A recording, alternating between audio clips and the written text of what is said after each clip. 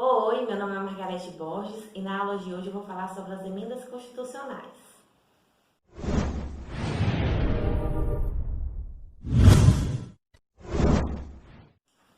Bom, as emendas constitucionais são aquelas alterações feitas na Constituição. E a partir do momento que uma PEC, ou seja, uma proposta de emenda constitucional, ela é aprovada, ela vai ter a mesma igualdade que as demais normas já previstas na Constituição. Bom, existem restrições quanto às emendas constitucionais, que podem ser materiais, formais ou temporárias. As restrições materiais são aquelas matérias que são presentes na Constituição que não podem ser proposta ali de emenda constitucional.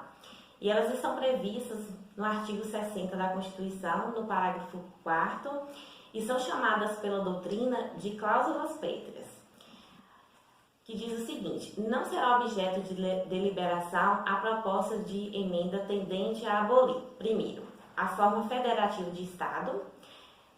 A gente chama, nosso país de Brasil, só que na realidade o Brasil é um apelido. O nome mesmo do nosso país é República Federativa do Brasil. E a República Federativa do Brasil, ela é composta pela união dissolúvel dos estados e do DF. Então, assim, perante nossa Constituição atual, não existe a possibilidade de um estado se desmembrar, se desvincular do restante do Brasil. Na política, se não me engano, de 2014, o pessoal ali do Rio Grande do Sul, eles ficaram insatisfeitos, revoltados com o restante do Brasil. E eles queriam se tornar um país independente, eles não queriam fazer parte do Brasil. Só que isso não é possível. A Constituição, ela veda isso. No inciso 2, um outro objeto, uma outra matéria que é vedado, proposta de emenda, é a questão do voto direto, secreto, universal e periódico. A gente sabe que o Brasil ele já passou por períodos de eleição onde o voto era cabresto, que os grandes latifundiários da época, eles obrigavam seus empregados a votar na pessoa que eles queriam. E hoje isso não, o voto hoje ele é secreto. Então o Constituinte originário ele protegeu esse direito. No inciso 3º, fala da questão da separação dos poderes, Não pode haver proposta de emenda constitucional que modifique isso. Isso é considerado uma cláusula pétrea. O que é interessante, porque quando o poder fica concentrado na mão de apenas uma única pessoa, isso pode causar abuso do poder. E quando ele fica ali separado, poder executivo, poder legislativo, poder judiciário, há uma garantia maior de que a justiça ela seja exercida de forma plena. E por último, os direitos e garantias individuais. A gente sabe que a Constituição de 88, ela é considerada uma Constituição cidadã.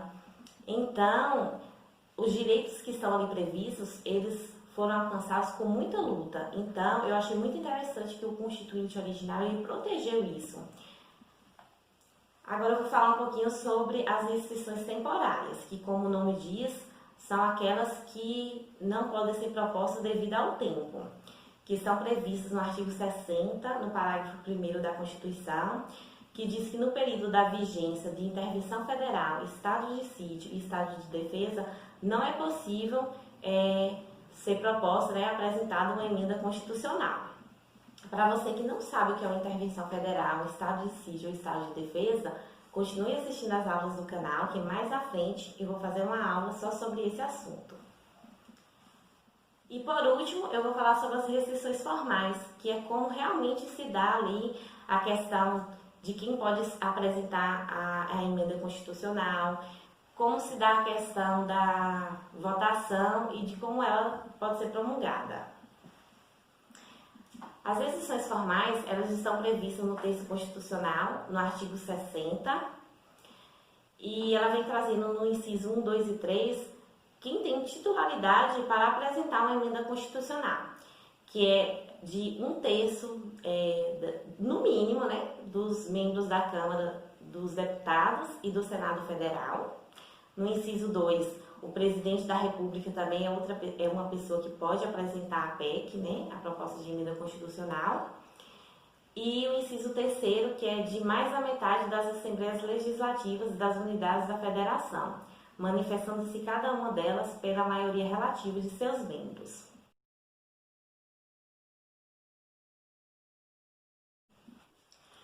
Vamos supor que a Câmara dos Deputados ela apresente uma PEC, né, uma proposta de emenda constitucional. O que é que acontece? A Comissão de Constituição e Justiça dessa casa aqui, ela vai analisar a PEC e depois de ela analisar, ela será colocada em plenário. Daí vai haver 2 turnos de votação, sendo que tem que ter 3/5 dos votos. Se votou a primeira vez e conseguiu esse total de votos, aí ela vai ser levada para a próxima casa, que é a Câmara do Senado Federal, que também vai haver os 2 turnos de votação e tem que haver 3/5 dos votos. Teve o primeiro turno, conseguiu esse total de votos, aí vai para o segundo turno e também tem que ter esse total de votos. Conseguiu esse total de votos, a PEC ela já pode ser promulgada e publicada no Diário Oficial da União. Lembrando que tanto pode começar pela Câmara dos Deputados ou pode começar pelo Senado Federal. Se começar por aqui, vai ter esse procedimento todo e depois vai ser levado para a Câmara dos Deputados e vice-versa. Lembrando que após esse dificultoso processo, o presidente ele não precisa dar a sanção dele e também não pode sofrer vedação. Agora vamos supor que teve o primeiro turno e não conseguiu esse total de votos. Essa PEC ela é arquivada e ela não poderá ser objeto de apresentar novamente na mesma sessão legislativa. Então a gente vê que a proposta de emenda constitucional ela sofre um processo muito dificultoso para ser aprovada. Lembrando que a Casa dos Deputados ela tem 513 membros, ou seja, para conseguir 2/5 dos votos tem que ter 60% dos membros tem que aprovar. E na Câmara do Senado Federal, nós temos 81 membros. Muito obrigada e até a próxima aula.